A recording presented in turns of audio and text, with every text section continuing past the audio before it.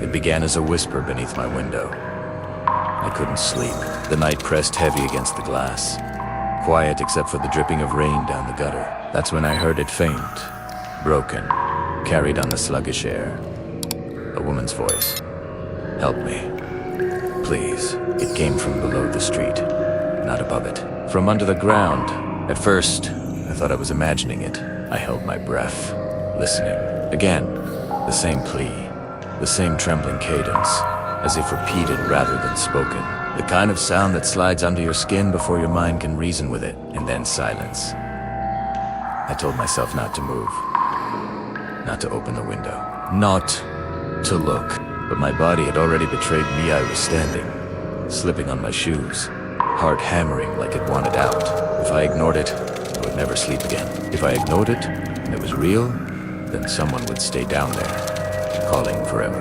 I didn't want to go alone. I thought of Luca and Elena. We were all the same. Igatine, restless, too young to know when to stop. Luca lived 2 streets away. Elena, just around the corner. I messaged them with shaking hands, words spilling faster than thought. I heard someone. In the sewers. She's trapped. Luca was the first to answer. Don't be stupid. Call the police. But then, almost instantly, where are you? He never backed away from a challenge if it meant being first. Elena replied slower. Are you serious? That's dangerous. But her second message betrayed her hesitation. I'll come. Just wait for me. Minutes later, we stood together under the flickering streetlight near the manhole. Luca smirked as if he had been dragged from his bed for nothing. So this is your big emergency? He said, puffing out his chest. A ghost story at 2 in the morning. I heard her. I insisted. My voice cracked, betraying the urgency I didn't want them to hear. Twice. Exactly the same words. If someone's down there, we can't just... Then call the fire brigade. Luca interrupted, grinning. Why do we have to play heroes? Elena crossed her arms, caught between us. She was dressed too lightly for the cold, hair still damp from the shower. And I caught the way Luca's eyes lingered when she brushed it behind her ear. Maybe he's right, she said softly. But then she looked at me, and the doubt in her eyes weakened. What if someone really is stuck? I held her gaze, trying to draw strength from it. But Luca stepped forward with a laugh. Fine. If you want to waste the night chasing echoes, I'm in. But you'd better not faint down there. I wanted to hit him, but Elena was watching, and I couldn't give him that satisfaction. Instead, I forced a grin. You can stay here if you're scared. He barked out a laugh. Scared of puddles and rats. Please. She sighed, annoyed, and started helping me with the rusty cover. Luca immediately jumped to her side, flexing as if the weight was nothing, grunting exaggeratedly until the iron scraped aside. I felt invisible standing next to them. Every move became a competition who would lower the flashlight first, who would hold the rope, who would step closer to Elena when she shivered. Ladies first. Luca teased, offering her the rope. She rolled her eyes and pushed him. You go. Prove you're not scared. I followed, not wanting to lose ground. But the voice returned before I placed a foot inside. Clearer now, rising from the hollow dark. Help me, please. The same pitch, the same rhythm, as if carved into the air itself. Elena froze. Luca stopped smiling. The sound echoed long after it faded, trapped in the tunnels beneath. We exchanged looks, none of us willing to speak the truth. The voice had not changed at all, but no real throat repeats words so perfectly. Still, we descended together. The beam of the flashlight cut into the mouth of the tunnel, and the smell of rot rose to meet us. Somewhere ahead, the voice whispered again, louder this time. The stench struck first, acrid, thick, layered with rot and something metallic. It pressed against my throat until swallowing felt like betrayal. The shaft swallowed us whole, one rung at a time, and the sound of trickling water grew louder with every step. My palms slipped on the iron ladder, and I thought about turning back, but then I heard them behind me, and pride hardened my grip. "Careful, man. Don't slip," Daniel said. It wasn't concern. His voice dripped with challenge. He wanted her to hear it. Wanted Sophia to notice his steady calm while I hesitated. I laughed it off, forcing something sharp into my tone. "I don't slip," I said. "Not like you." Sophia sighed above us. "Can you two not start already? We're literally climbing into a sewer." Her words barely dented the tension. At the bottom, the air felt thicker, pressed close with damp. Daniel rushed ahead, flicking on the flashlight he'd snatched from my hand before I could even protest. He swept the beam like a sword, claiming the lead. I clenched my fists. If he wanted to play the guide, fine. I took the rope from my bag and looped it casually over my shoulder, making sure Sophia noticed. "You think light makes you brave?" I muttered. Daniel smirked, catching my glare. "At least I'm not just carrying things to look useful." Sophia walked between us, her voice strained with patience. "We came here to help someone. Remember, whoever's down here doesn't care who's holding what." But the rivalry simmered hotter, like the pipes that sweated rust above our heads. We moved deeper into the tunnels, boots splashing in shallow streams. The echoes made it impossible to judge. To test the sound of each step repeated itself, layering into a mocking chorus. The flashlight beam caught walls, dripping with condensation. Slick brickwork that seemed to lean inward. And then, the voice again, the same woman, pleading, her words muffled by distance but clear enough to freeze us. "Help me, ... It sounded exactly as it had outside. The exact same intonation, the same fragile break between syllables. A recording trapped in stone. Daniel lifted the light higher. "Jaw tight, she's close," he whispered. I wanted to believe him, but the way it echoed, the monotony, ... Something snagged at me. Sophia leaned forward, concern overtaking her frustration. "We have to hurry." So we pressed further. The ceiling dipped lower. Water lapped against our shins. The darkness thickened until even the beam seemed to drown in it. I could feel my breath bouncing back against me. The tunnel's throat swallowing sound and spitting it out in warped fragments. That's when it come the current, cold air rushing past our legs, as if the tunnel itself inhaled. It wasn't steady. It pulsed, like something alive shifting in the dark. The flashlight flickered once, then steadied. Sophia grabbed my arm. "Did you feel that?" The air thickened, heavier now. Daniel's grin faltered, and for once, he didn't speak. We all stood there, suspended in the breath of something we couldn't see, the rope slipping slightly against my shoulder. And the voice called again. The same, word for word. "Help me, ...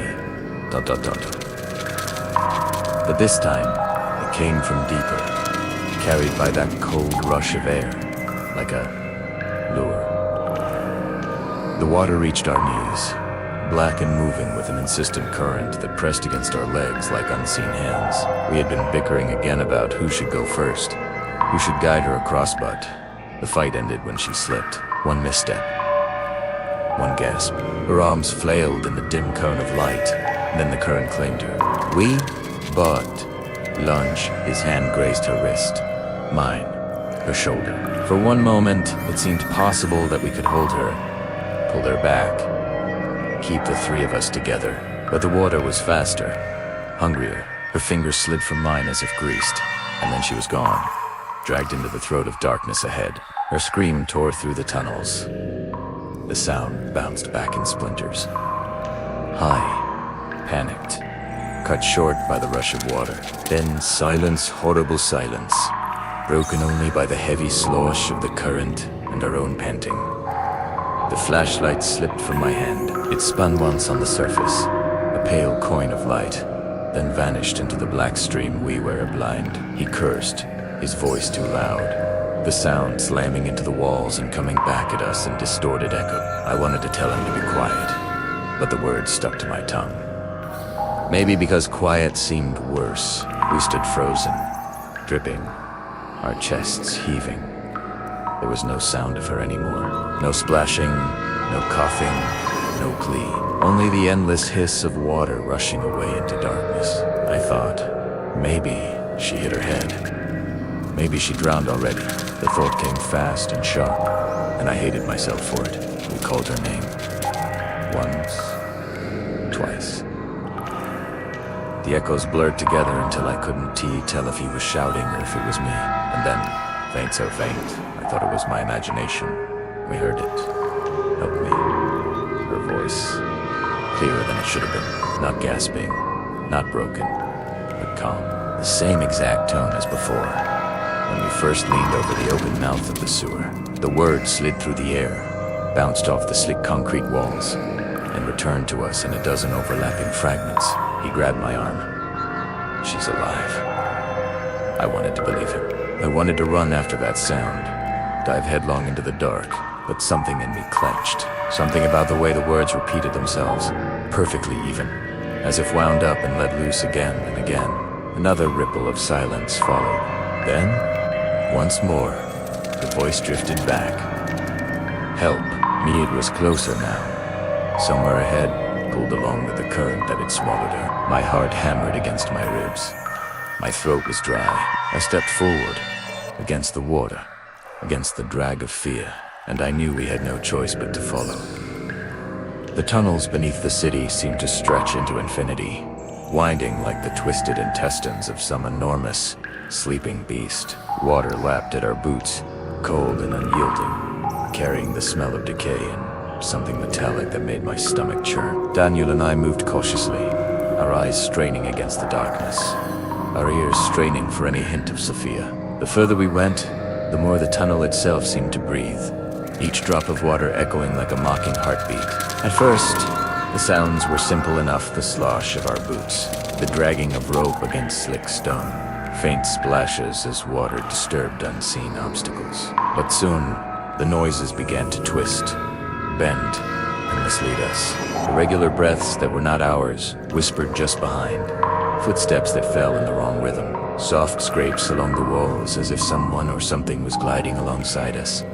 Never in front, never fully visible. My chest tightened with every new sound, and my mind played tricks, imagining shapes lurking in the shadows where only emptiness existed. "Did you hear that?" I whispered, gripping Daniel's sleeve. My words seemed to vanish into the damp air, returning to me distorted, elongated, warped. Daniel nodded, jaw tight, his flashlight trembling slightly in his hand. The light flickered across the walls, catching glistening veins of moisture and moss that made everything shimmer as if alive. The tunnel was not just dark, it was sentient, aware of our presence, reacting to our movements. Sophia's voice echoed again, faint and far, yet perfectly recognizable. "Help me, please." The same tone, the same calm cadence, hauntingly precise. It was as if the sound had been captured and played back by the walls themselves. Daniel stiffened, swallowing hard. "She's close," he said, though his voice carried the tremor of doubt. My stomach twisted. How could her voice sound so calm, so measured, after what had happened? The current that had taken her moments ago should have drowned any semblance of control. We pressed forward, boots slipping in the shallow water, careful not to make unnecessary noise. The tunnel seemed to stretch endlessly, each turn revealing another fork, another stretch of black stone slick with condensation. Every drip of water echoed endlessly, bouncing off the walls, combining with our own breathing and movement to create a chaotic symphony of sound that made it impossible to discern what was real. The echo was a predator, amplifying our own steps, twisting them into threats. I tried to retrace our path to the manhole where we had entered, hoping for a moment of safety, but the tunnels had shifted. Collapsed sections, jagged piles of brick and debris, and fast-moving water barred our way back. The air grew colder, heavier, pressing into our lungs like a vice. I realized we were trapped deeper than we intended, forced to move forward by desperation and fear. each step an act of both courage and futility. Daniel pointed to a narrow side passage. "There," he hissed. A shadow flitted across the tunnel, elongated, fluid, and impossible to identify. Its movement was smooth, deliberate, predatory. Without warning, it plunged into the water, creating a series of ripples that spread outward, reflecting the scant light in jagged liquid sards. The ripples seemed to linger longer than water should, unnaturally persistent, as if marking our presence for something that watched from the depths. I swallowed hard, chest tight, heart pounding like a drum in my ears. The echoes of dripping walls, distant breaths, and the water's current seemed alive, amplifying everything, mocking us with the sound of our own fear. Retreat was impossible, yet pressing forward felt like walking into a trap. The tunnel had become a labyrinth, the walls a living, watching entity, the water a conduit for whispers I did not want to hear. Sophia's voice returned, looping endlessly. "Help me! Help me!" The words drifted from somewhere further ahead, carried by the current, distorted by the twisting stone around us. Familiar and beckoning, yet impossible to locate precisely, as if the sound itself was being manipulated by something else. Each repetition gnawed at my mind, layering panic atop the adrenaline that already coursed through my veins. We slowed our steps, careful, whispering only when necessary. Every sound a drag of rope, a boot slipping in the water, the catch of breath reverberated, echoing through the hollowed stone, creating a chorus of ghosts around us. The tunnel twisted, branched, and converged in ways that seemed to defy any sense of logic or orientation. It was impossible to tell if we were moving closer to her or deeper into some trap set by the darkness itself. Then came a different sound, subtle but distincta. Soft, irregular breathing that was not ours, not human, drifting along the edges of the tunnel. My heart leapt into my throat. Daniel stiffened beside me, flashlight trembling in his grip. The breathing moved with us, never directly in front, never fully revealed, but close enough to make the hair on my arms stand on end. It was patient, deliberate, a predator measuring its prey. We continued forward, pressing through shallow water, boots sliding against slick stones. The echo of our footsteps seemed to double, triple, until I could no longer distinguish which sounds were ours and which were the tunnel-esque mocking replay. I felt each drip, each slosh of water, magnified, as if the tunnels themselves were recording our every move, broadcasting it back to something waiting. Daniel said, pointing toward another branching path. A dark shape flitted across the far wall, elongated and grotesque in the narrow beam of light. It dove into the water, disappearing, but the ripples it left seemed unnatural, as if the water itself had been disturbed by something far larger than a human. I shivered, realizing with growing horror that this was not just a maze of tunnels, it was a hunting ground, and we had wandered straight into it. The voice returned, closer now, drifting through the wet, hollow corridors. "Help me, help me." It was precise, unbroken, in the same fragile tones, repeated perfectly. The echo twisted it, multiplied it, making it impossible to know the direction. I wanted to believe it was Sophia, that we could reach her, but a creeping dread clawed at me. There was something else here, something shaping the sound, guiding us, feeding on our desperation. Every step forward was a gamble. We could see nothing beyond the small circle of light, every shadow a potential threat, each ripple in the water, each echo of a footstep seemed to carry a life of its own, reflecting our fear back at us. And always, that voice, guiding us deeper, looping endlessly. Impossible to ignore. I realized then that we were no longer searching for Sophia in a simple sense. We were being led. The tunnels themselves seemed pulsed with life, the water carrying unseen vibrations, the walls returning every sound distorted, amplified, feeding a presence that watched, patient, intelligent, and hungry. The echo of the tunnels had become a constant companion, a relentless chorus that made every breath, every footstep, every movement feel amplified tenfold. Daniel and I had long stopped shouting. Words now carried more danger than they relieved. Even the slightest whisper could ricochet, reverberate, and announce our position to whatever was lurking in the shadows beyond sight. We moved like ghosts, careful not to disturb the water more than necessary. Stepping delicately across slick surface, every splash, every accidental scrape of a boot against the stone sent shivers down my spine. We communicated with gestures, nods, and the occasional quiet cough to draw attention. Sophia's voice, or what we thought was hers, drifted occasionally through the tunnels, looping endlessly. Help me, help me. It was impossible to know if it was her or the thing mimicking her, and the uncertainty made my teeth ache with tension. Daniel's eyes darted constantly, flashlight slicing through the oppressive blackness. His lips moved in silent calculations, weighing each step against the unknown threats, hiding just beyond our limited vision. I followed his movements, trying to mirror him, though my hands shook and my heart pounded in panic. The air was thick and cold, carrying the temps of mold, rust, and decay, saturating my senses and making every sound seem sharper, more present. The water had grown deeper in parts, forming small pools and uneven patches. As we carefully crossed one such depression, a splash echoed violently, ricocheting off walls, amplifying our intrusion into the cavernous, unwelcoming tunnels. The sound hung, lingering, twisting in the dark like a warning. For a long, paralyzing moment, we froze, listening. Nothing moved, nothing came but. The stillness felt alive, anticipating, aware. Every instinct screamed at us that we were being watched. I looked at Daniel. He was pale, muscles tense, eyes wide. He shook his head slightly, an almost imperceptible warning. Keep moving, keep quiet. We advanced, carefully, synchronized.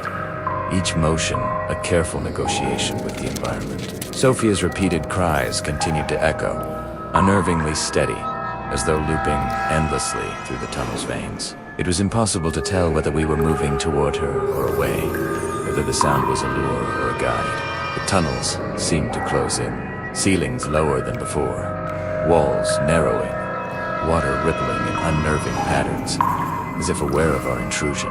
The echo of our footsteps became oppressive. Each multiplied, morphed, and bounced back in unpredictable directions, making it impossible to discern our path or our pursuer. Each splash from the water, each hesitant step, each breath seemed to call out to something, drawing attention to our fragile, human presence. Daniel gestured to a shallow pool ahead. I nodded silently. As we stepped carefully across it, the water resonated, echoing through the tunnels in a low, rolling tone. It lingered far longer than it should have, bouncing back from every surface multiple times. It was as if the tunnel itself was mocking us, exaggerating our intrusion, warning us. The sound, normally mundane, had become a weapon against us, broadcasting our presence. Then came movement, something that we had not anticipated. Fast, fluid, almost imperceptible, but moving with a speed and precision no human could match. The water rippled again, sharper this time, responding to the thing that we could not see. A shiver ran through me, and I felt the air grow colder still, the echo of the tunnel amplifying every sensation into terror. Daniel's hand tightened on mine, a silent acknowledgement that we were no longer in control. We pressed onward, every step measured, our bodies straining to remain as silent as possible. The echo of dripping water, the subtle slide of debris, the rush of air through constricted passages all combined to form a symphony of dread. The tunnels had become a trap of sound. We could not hide, but we could not risk making more noise than necessary. Sophia's voice, whether real or conjured by something else, floated through the labyrinth. Help me, help me. Each repetition rang perfectly identical to the last, a siren song of despair and terror. The echo made it impossible to discern direction, to tell whether the source was in front, behind, or somewhere entirely different. The voice carried a weight of urgency that propelled us forward, yet the fear of ambush rooted us in place repeatedly. And then the first sound, a splash, sharp and deliberate, coming from just beyond the pool. Our heads snapped toward the sound, every nerve firing, hearts hammering, muscles locked. We froze. The echo of that single movement lingered for seconds, dragging behind it a sense of imminent danger. The tunnels seemed to pulse with attention, a living predator stalking its prey. I swallowed hard, careful not to make a sound, and nodded to Daniel. We advanced together, silent, desperate, our gestures more precise than words, aware that each echo, each ripple in the water might betray us. Every breath was measured, every movement calculated, the weight of the unseen eyes heavy upon us. And somewhere in the depth of the echoing dark, something was moving faster than we could see, faster than we could anticipate. Only me and Daniel here. We are men. The tunnel stretched on, unbroken, black, suffocating. Each step we took was measured, deliberate, each whisper a cautious test of the echoing void. And then it came again, Sophia's voice, unmistakable, calling from the darkness ahead. Help me, please.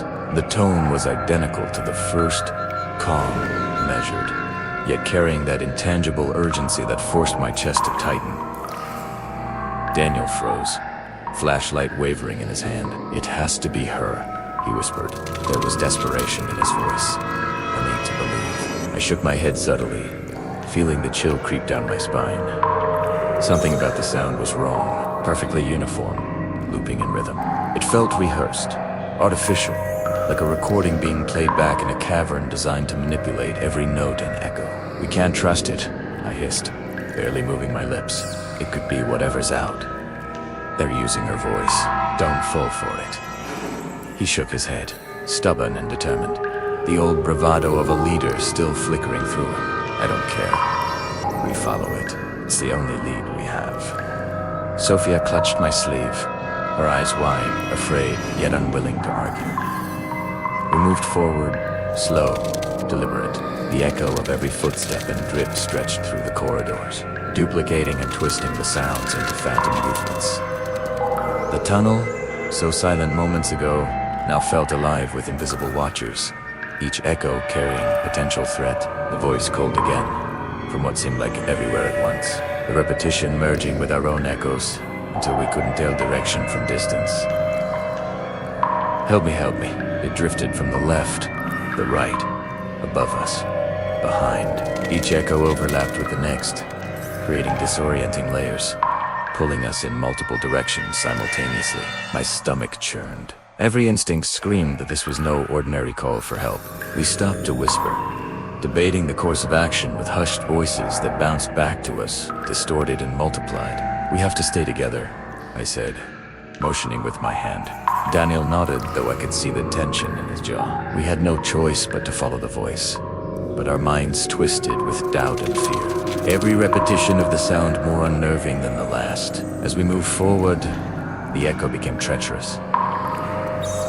The same phrase replayed endlessly. A cruel loop. Our own footsteps, breaths, and the occasional drip of water became part of its symphony. The sound seemed to warp reality. Left was right, front was behind, and the voice was omnipresent, surrounding us, pulling us deeper into the labyrinth. Then came the subtle shifter change, so faint it might have been imagined. Between the calls for help, a low, raspy laugh slipped in, almost imperceptibly grave and mocking. It slithered through the tunnel before the familiar tones returned. My blood ran cold. Daniel stiffened beside me, his eyes widening, understanding dawning in the same instant. It wasn't Sophia. It had never been her. The voice, the echo, was a trap. A lure, a hunting tool wielded by something waiting in the black. We froze in place, hearts hammering, listening. The laughter was gone, replaced again by the calm, perfect repetition of the call. Our senses were on high alert. Every drip, every echo of our breath, every splash of water could announce our presence. I clenched my fists, feeling the tunnel close around us like a vice. We were being observed, studied, drawn in by the sound we had been desperate to trust. I whispered a warning, careful to let the words barely escape my lips. It's using her. It's using her voice. Daniel's face fell, a mix of disbelief and fear, but he didn't argue. We exchanged tense, silent nods, each understanding that following the voice was now a dangerous gamble. Yet there was no alternative. The tunnel stretched ahead, black, wet, and unyielding. The call for help continued, looping, surrounding us, echoing in every crevice, every fold of stone, until the very walls seemed alive with sound. And then Agenda left. Brief, almost imperceptible, low and malevolent, weaving between the repeated calls, disappearing before it could be fully processed, leaving us in the suffocating silence that followed the echoes. The trap had revealed itself momentarily, and we were left to face the realization we were not alone, and the thing waiting in the shadows knew exactly where we were. We rounded the final bend in the tunnel, the shadows stretching and twisting like living things. There she was, or at least what appeared to be her. Sophia was pressed against the cold, damp wall, her back to us, her voice calling out, in the same tone, same rhythm, the same desperate plea that had lured us through the tunnels for hours. Help me, help me. The repetition was hypnotic, maddening, identical each time, like a recording trapped in the stone. I froze, my stomach sinking. The echoes of her voice bounced around the tunnel, amplifying and distorting, making it impossible to tell which direction she was truly in. The air felt heavier, thick with anticipation, each drip of water resonating like a distant drumbeat. Then it came, the laugh. Low, almost childlike, cruel in its innocence. Threading through the repeated calls for help, my blood ran cold, recognition dawning too late. This was no ordinary echo. This was deliberate, malevolent. And it wasn't Sophia. Daniel stepped forward, his flashlight trembling in his hands, his face pale. I reached out, and raised to stop him, but he ignored me, stepping closer to her. The girl didn't turn, didn't acknowledge him. She simply repeated her plea, mechanical, unwavering. I could feel my chest tighten, pulse hammering in my ears. "Daniel, wait," I whispered urgently. But the echo swallowed my words, returning them distorted and magnified. Another laugh, almost imperceptible, slipped through the tunnel, making my skin crawl. We were not alone. Whatever wore her face, her skin, was waiting, watching, manipulating the sound. Daniel's hand reached out and touched her shoulder. That's when the illusion shattered. The flesh was wrong to loose, too perfect in some places, stitched crudely in others. Eyes, displaced and unnatural, darted, unblinking, and the mouth opened wide in a grotesque mimicry. The true voice twisted, distorted, guttural, layered with horror escaped from within the mouth of the mock Sophia, spilling into the tunnel. I recoiled, stumbling backward, the flashlight swinging wildly. Daniel froze, horror etched on his face. The creature's form was a nightmare, skin sewn together in impossible ways, the eyes never matching the human anatomy, the mouth moving in angles that should have been impossible. And still it laughed, low and cruel, blending with Sophia's voice, echoing endlessly in the water and stone. Before we could react further, the creature lunged. In a burst of speed and malice, it grabbed Daniel, dragging him backward, his scream swallowed by the darkness. I reached out instinctively, but the tunnel seemed endless, and the weight of panic rooted me in place. The ripples of our own past movements echoed around me, distorted and magnified, feeding the hunting ground that had claimed my friend. I scrambled, trying to follow, but the tunnels twisted in impossible angles. Each step brought a cacophony of echoes, bouncing off the walls, as if the darkness itself were alive. The voice, the laugh, the sound of Daniel's struggle, everything was layered into the echoing nightmare that surrounded me. I could only watch as the creature disappeared into the blackness with him, leaving me alone, terror pressing in from every side. My breath came in sharp, ragged gasps, every sound threatening to announce my location. The tunnel was a maze of darkness, water, and echoing horror. And somewhere ahead, the voice of Sufiara, what had been her, continued to call, looping endlessly, impossibly, drawing me further in. I ran blindly through the tunnels, every sense screaming. Daniel was gone, dragged into the darkness by that grotesque abomination wearing Sophia's skin. My heart pounded in my chest, echoing against the walls like a drum. Every step I took seemed to betray me, each echo announcing my presence to whatever was hunting me. The water beneath my boots sloshed and hissed, magnifying the sound of my desperate flight.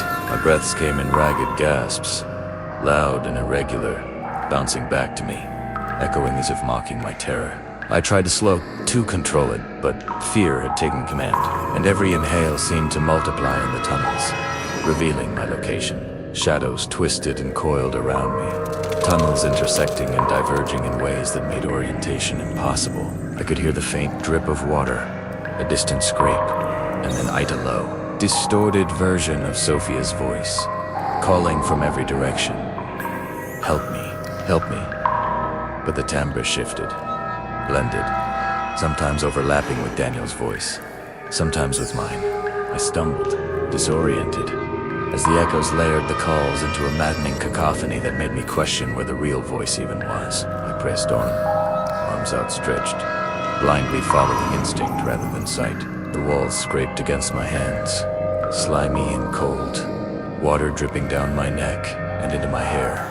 Each splash I made, each sliding step, multiplied in the echoing labyrinth, feeding the creature's awareness of my path. I tried to slow my footsteps, to tread as softly as possible, but the acoustics worked against me, amplifying my every motion. The calls became more intricate, more sinister. Now, the voice of Daniel, distorted and pleading, layered with Sophia's perfectly mimicked tones, cut through the darkness. I could hear my own voice being imitated, shouting my own name in the echo, twisted and distorted, drawing me in like bait. Panic clawed at me, a visceral, suffocating weight. I paused, pressed against the slick wall, heart hammering, listening.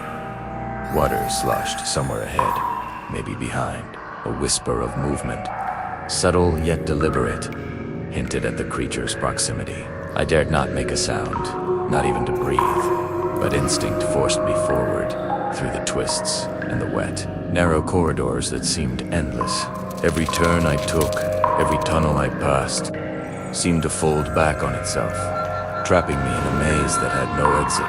The echoes became an instrument of torment, footsteps that were mine, yet not mine, laughs that sounded human, yet impossible, and the distorted calls urging me onward. My mind raced, trying to reconcile the impossible with the real. The creature was not just following it was using sound as a weapon, warping reality itself through the echoes. I ran again, faster, slipping through shallow pools, trying desperately to control my breathing, to mute every sound that might give me away. My lungs burned, my throat raw and still. The timbres shifted, layering calls for help with unnatural precision. I could no longer trust to my senses, no longer distinguish left from right, up from down. The tunnel twisted, the water rose, the echoes pressed closer. Then I dared to glance backward. From the black water behind me, emerging slowly, carefully, came the creature. Its shape was fluid, yet recognizably human at first glance. Mimicking my posture, my movement, my own gait, its skin glistened wet, stitched and warped, carrying echoes of Sophia, Daniel, and even me. Every sound I had made was returned, distorted, amplified, calling me to follow to betrap it. I stumbled, almost falling, the echo of my footstep resonating like a drumbeat, announcing my position. The creature mirrored it perfectly, slowly, deliberately, the warped voices layering over each other in grotesque harmony. My chest heaved.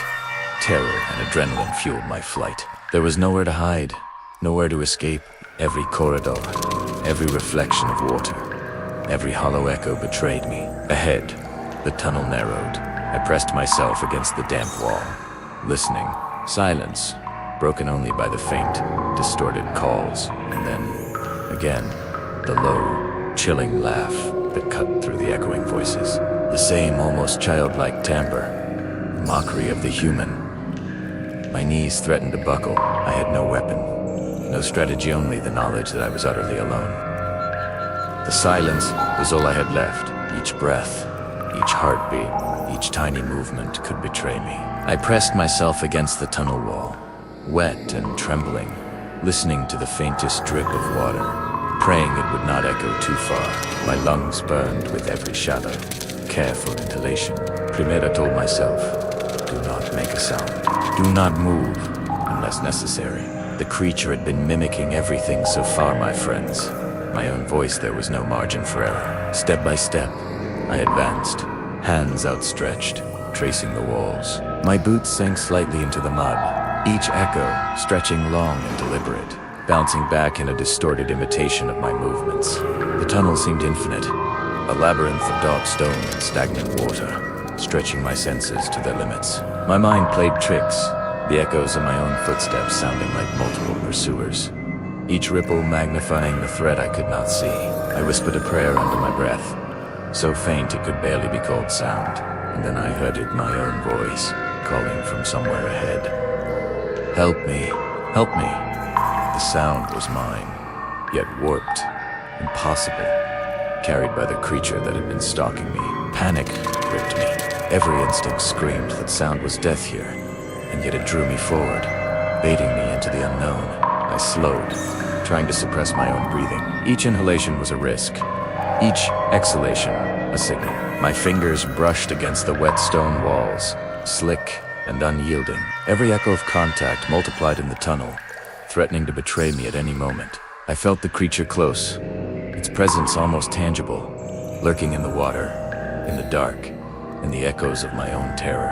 Ahead, the tunnel opened slightly, a shallow current of water running along the floor. I knew what I had to do. With careful calculation, I plunged into the water, hoping the flow would carry me, hoping the echoes would mask my escape. The current pulled me, strong and cold, dragging me forward into uncertainty. My arms churned against the water, each stroke an effort to stay ahead of the horror, following behind. The tunnel walls blurred, the water surged over me, swallowing sound. Yet I knew the creature followed, imitating, twisting, returning my own calls in a grotesque loop. I tried to control my fear, to focus, but every shadow, every echo, every distorted voice gnawed at my mind. I was alone, utterly alone, in a labyrinth of sound and darkness. A final, distorted call echoed through the water, my own voice warped by the monster. Help me, help me. It called endlessly, repeating, a perfect mimicry, sealing the trap. I felt the pull of the current, the endlessness of the tunnel stretching before me, and the creature behind, merging the echoes into a tormenting symphony of sound, then silence. Absolute, the echo of my final attempt to escape faded, leaving only darkness and the oppressive weight of the unseen. No voice, no movement, no hint of what became of me, only the empty, suffocating quiet. The last recording captured nothing more than the void, the absence of sound, a chilling testament to the end of the echo.